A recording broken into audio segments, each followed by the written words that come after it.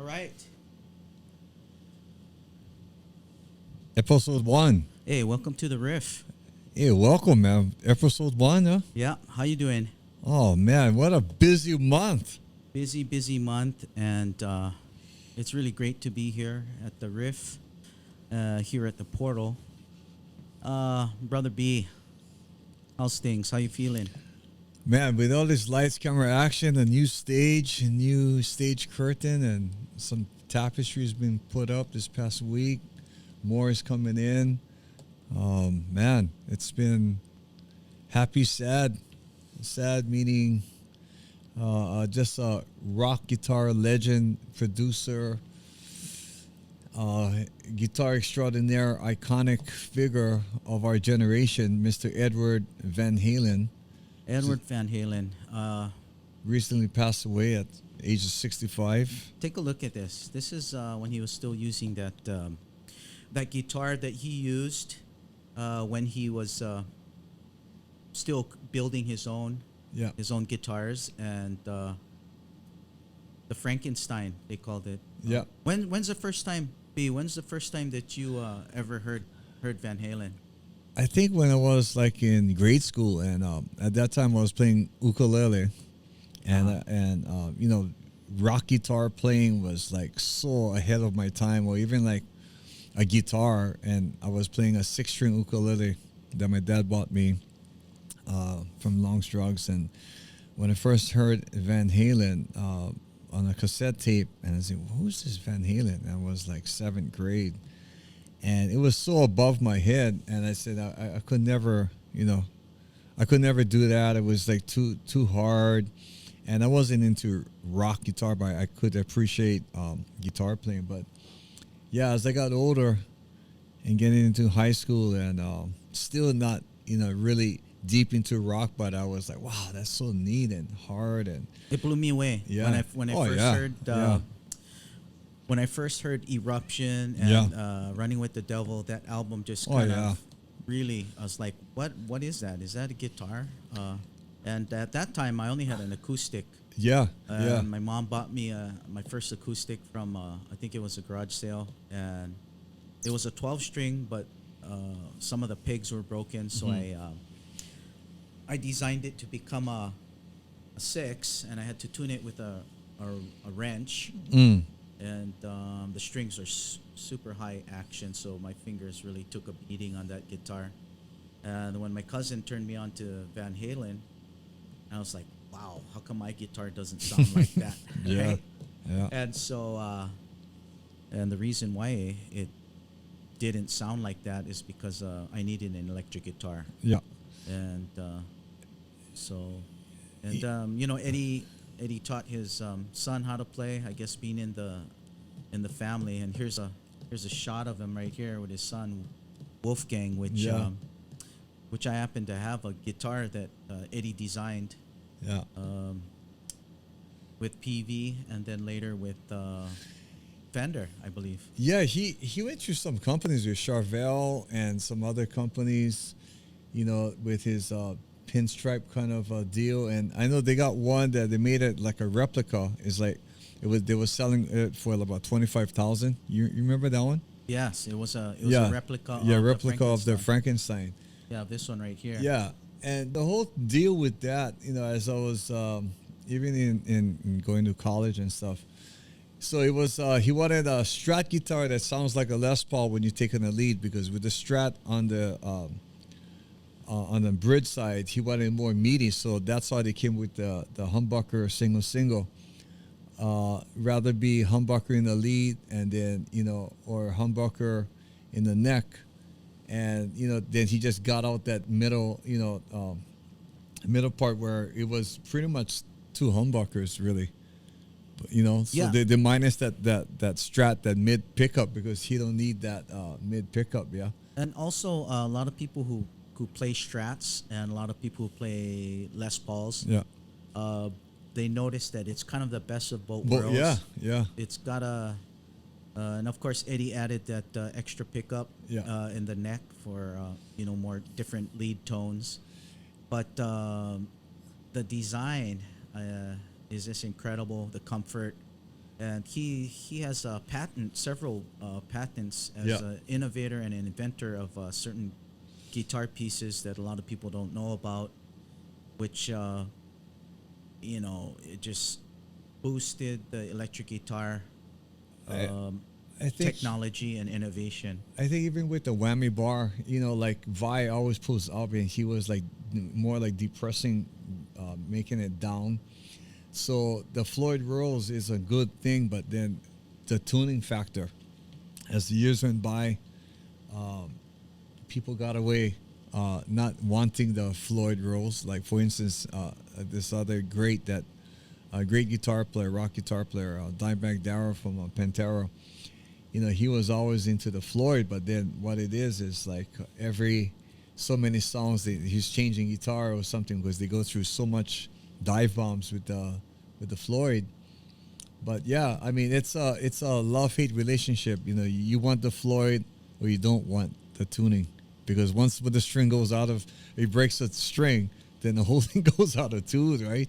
Right. So it's like, okay, it's cool, but then it's like you need a backup guitar, because once you break the string, Oh yeah. it's all Once over. you reach the level of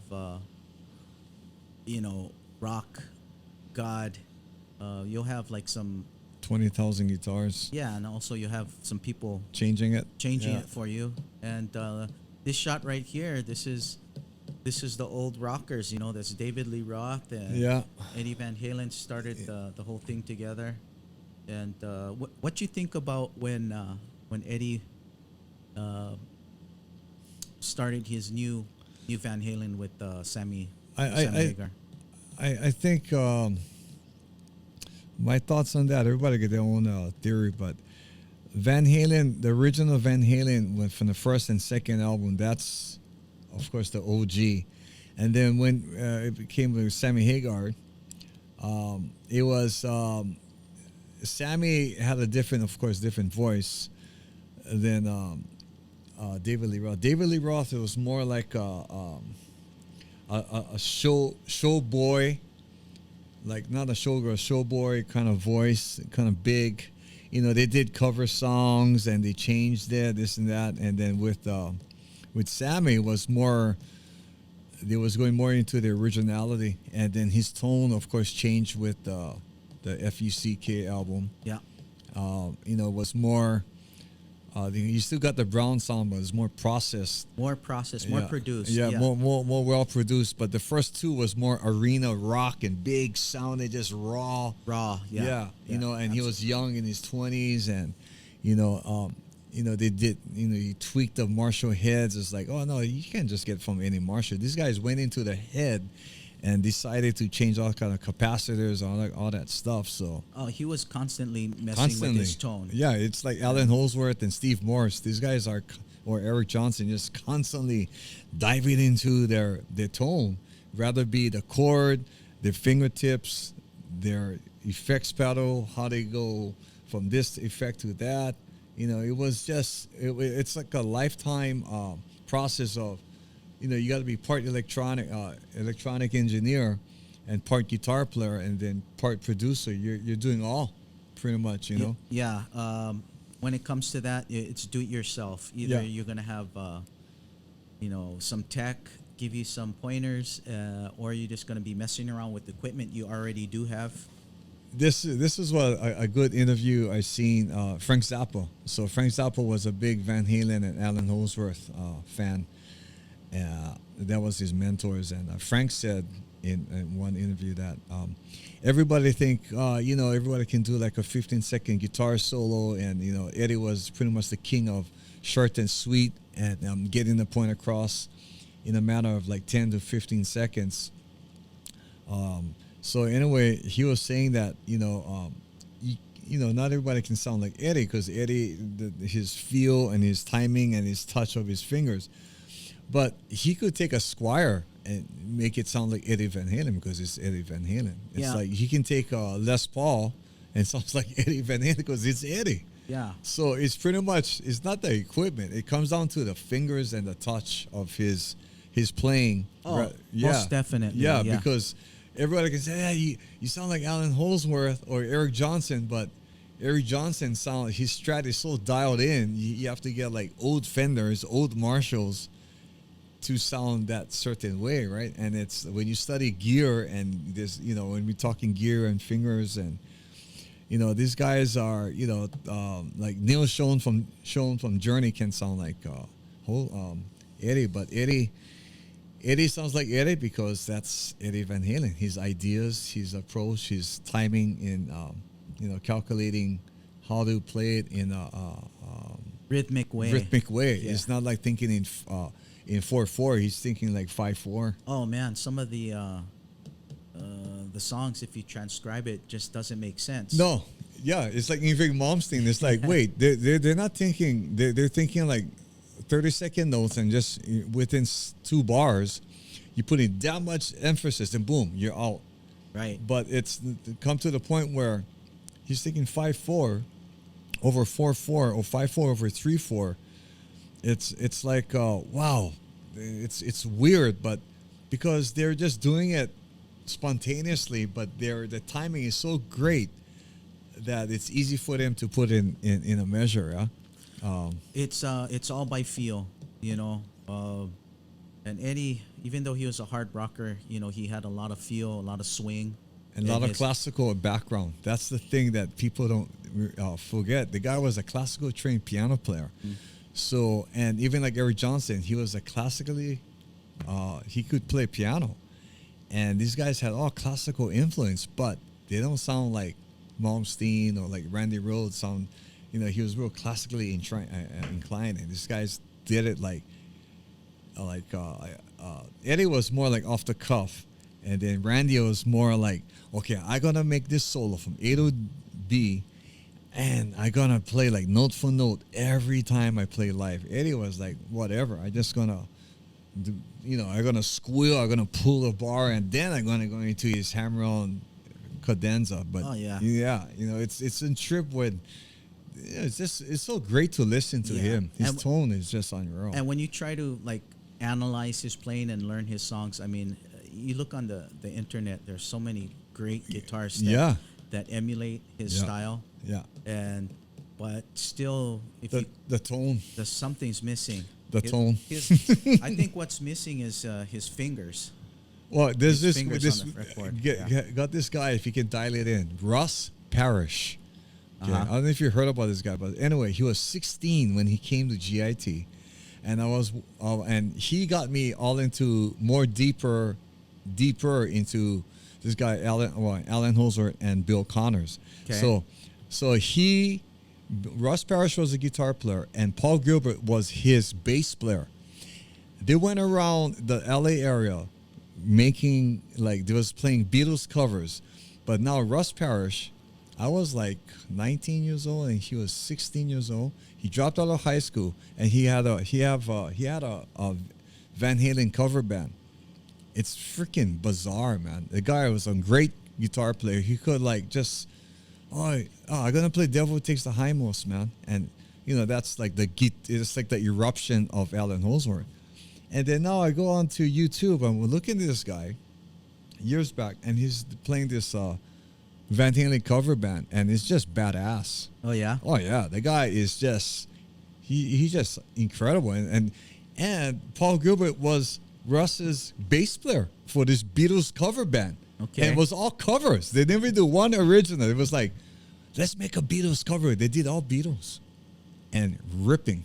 Oh yeah. You know, I can see that as something that I would pay if there was a band, if there was a band in town that came and were playing Beatles covers. Oh man! Now there's this Filipino brothers, obviously from the Philippines, that do some amazing Beatles covers. I mean, the music and the vocals, super killer. And once we'll look them up later. But this is about Eddie. You know, one of my all-time guitar heroes. I, of course, took a Sears guitar Strat and painted it. And didn't look like this bubble gum thing. No, it didn't. Huh?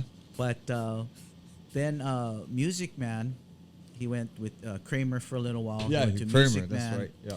and did something to where it looks now. It looks like this, but it was a little different. It was Ernie Yeah. Ball, I think, Yeah. Music Man. Yeah. And then, of course, he moved to PV, which he made the Wolfgang, which I got two, and I brought one with me today, and I'll break it out real quick. But just take a look at this Airborne Tactics.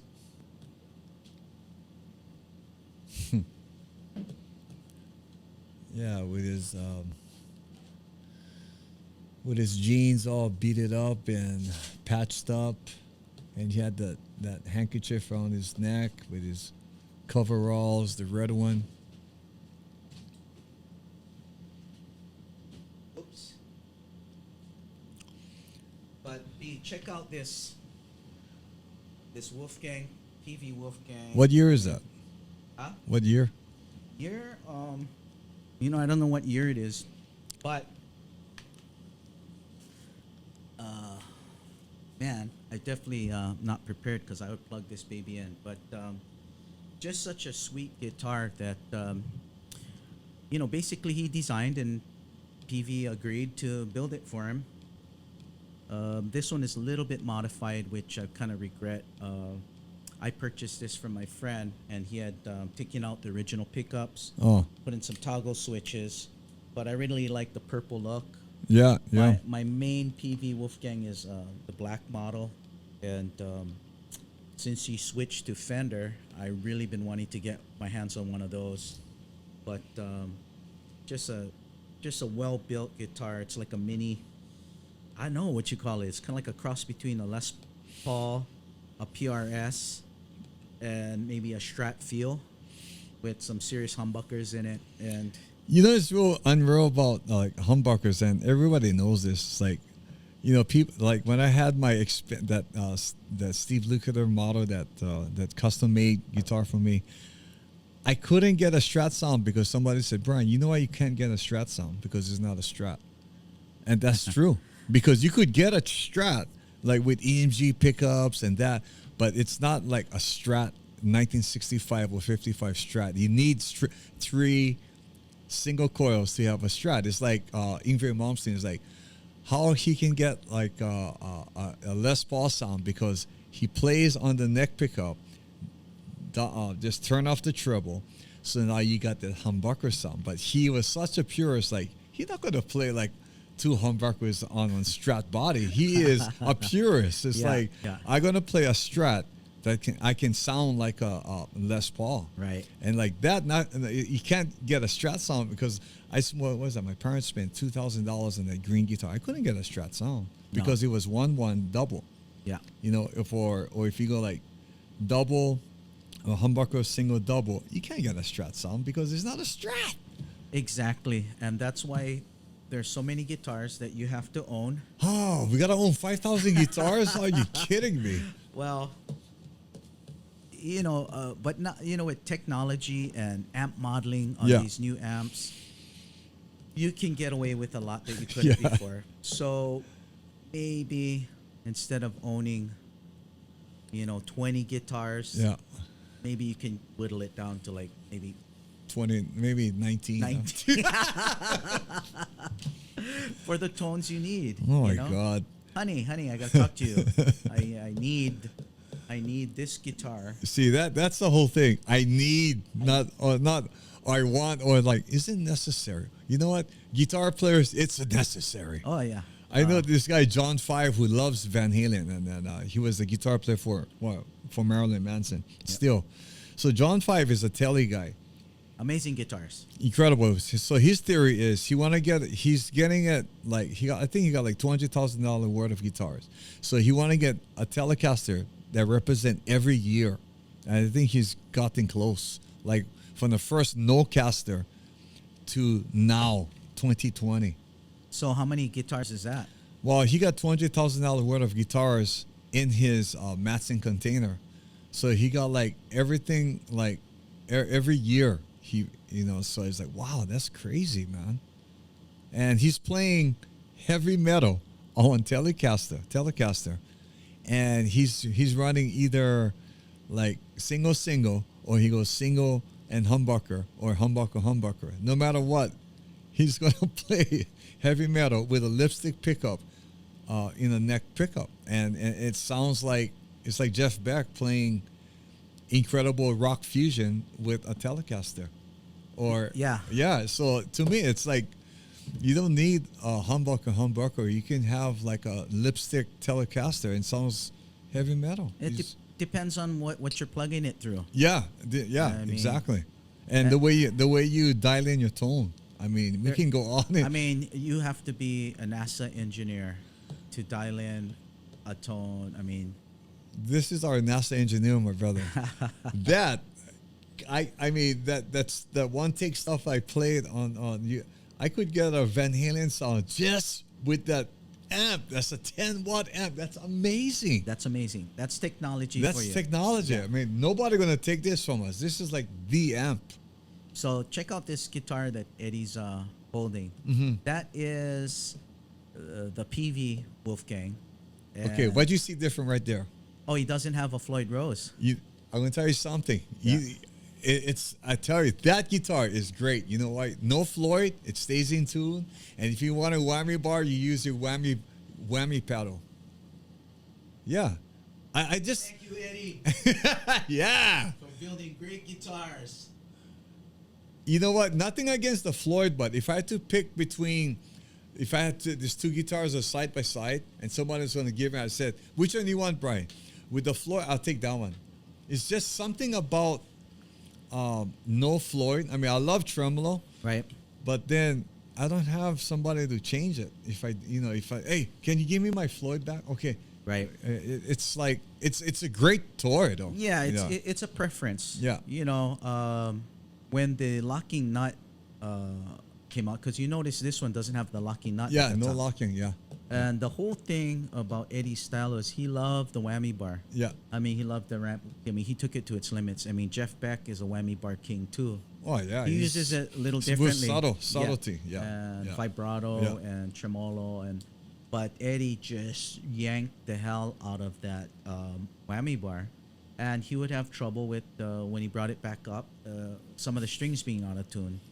Well, so, like speaking of whammy bar tactics, so Mr. Jimmy Boy Hendrix, he purposely, tuned the guitar while he's doing a solo.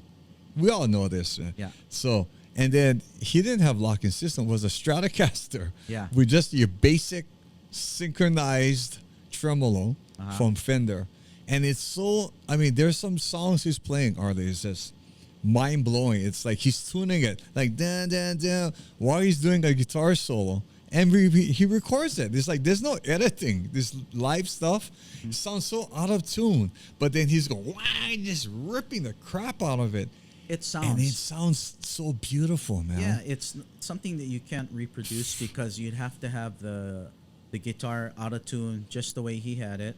I love out of tune guitars. It's a sound, man. It's a sound. It's a sound. Now, is it reproducible night after night, gig after gig? Probably not. But but the feeling is there. And, thank you, Eddie. Eddie, I mean, talk about playing with feel. His technique was unorthodox. And when he came on the scene, Eddie Van Halen changed the way guitarists approach the guitar. Yep. It's like, okay, now we got to learn this. Yeah. I spent years on the couch and at home in my room trying to figure out, because I couldn't be in a band now. After I heard Eddie Van Halen, it's like, oh man, I can't go out and play with a band. I can't play Running with the Devil. I can't play Ain't Talking About Love. That was a litmus test, and it propelled everybody's expectations. If you said you play guitar, if you're an acoustic guitar player, you can sing songs around the campfire. Yeah. But Eddie definitely wasn't, I'm sure, playing around the campfire with his electric guitar. This guy was like blowing down stadiums. Yeah. And to the very end, with the original singer and original drummer, and of course Michael Anthony, not with the band, but his son Wolfgang. What a great way to introduce your son into your legacy is to have him in your band. That's the most amazing thing. With speaking about the first album, the Van Halen album, the second one, that too is like just mega. It's like you want to listen the best rock guitar band besides Led Zeppelin, Van Halen, Sabbath, and Ozzy.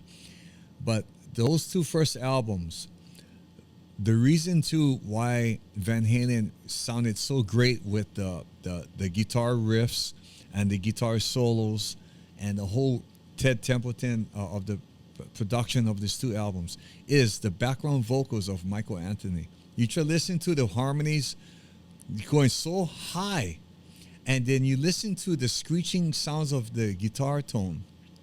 The harmonies and the guitar tone, it went like two pillars. It was like hand in hand. Oh yeah. I mean, Michael Anthony's voice was just incredible. Well, Michael Anthony's voice is the sound of Van Halen. Yeah, exactly. When it comes to the vocals. Yeah.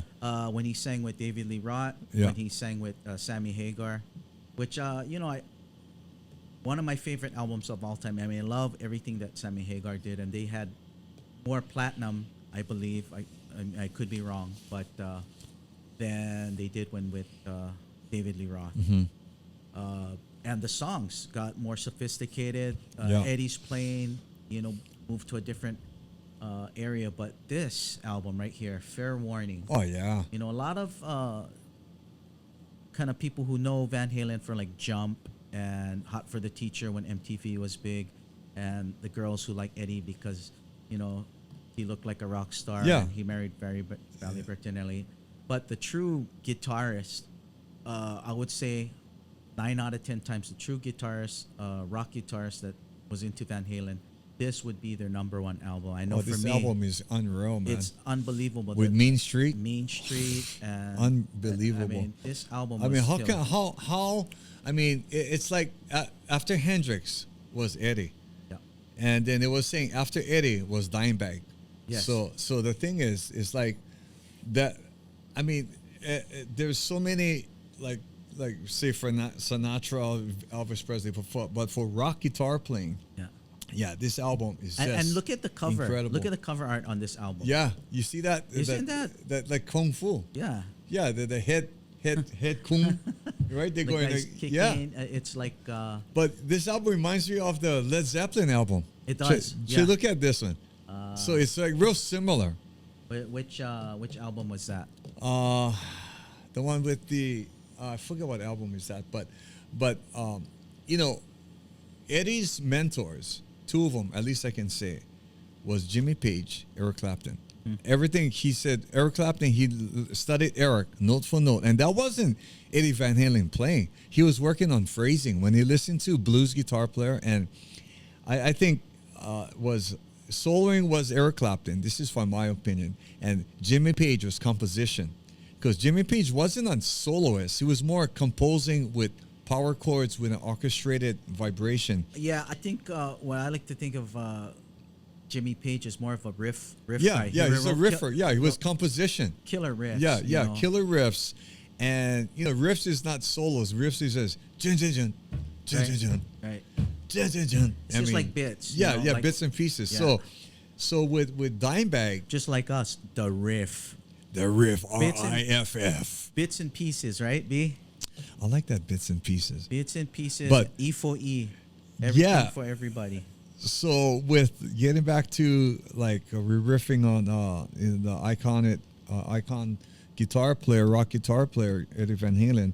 So with Dimebag, when Dimebag passed away, Eddie Van Halen went to his service, and he took the Van Halen 2 album that he recorded, that album, the black guitar with the yellow stripes. He put that guitar in Dimebag's casket. What? Yes, that is guaranteed. That is, everybody knows about it. And around Dimebag, there was like Crown Royal and beer. And Zakk Wylde was there, and all the guitar greats. But yeah, Eddie came in with that black and yellow striped guitar, and he laid it in the casket with Dimebag. I think that was on the album. No, that was his Upside Down Explorer. Fair Warning.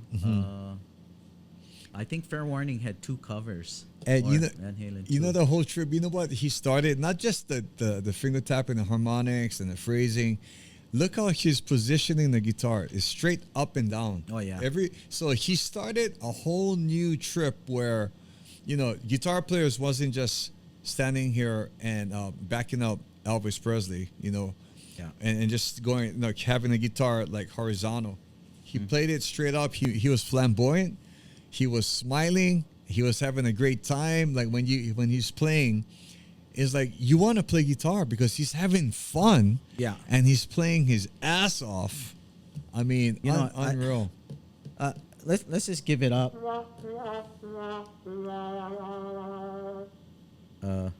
I don't know what that was. Is that the wrong one? That was like a bad solo. You gotta edit that one, right? I don't know. Maybe yeah. well, let me. Anyways, you know what? Is that half an hour yet? Yeah, I just want to say mahalo to Eddie. And love and cheers, aloha. love Yeah. and aloha. And man, just thank you for all those beautiful music and inspiration. He's ripping solos with Dimebag and Randy Rhoads up in heaven with Jimi Hendrix and Stevie Ray Vaughan and Gary Moore.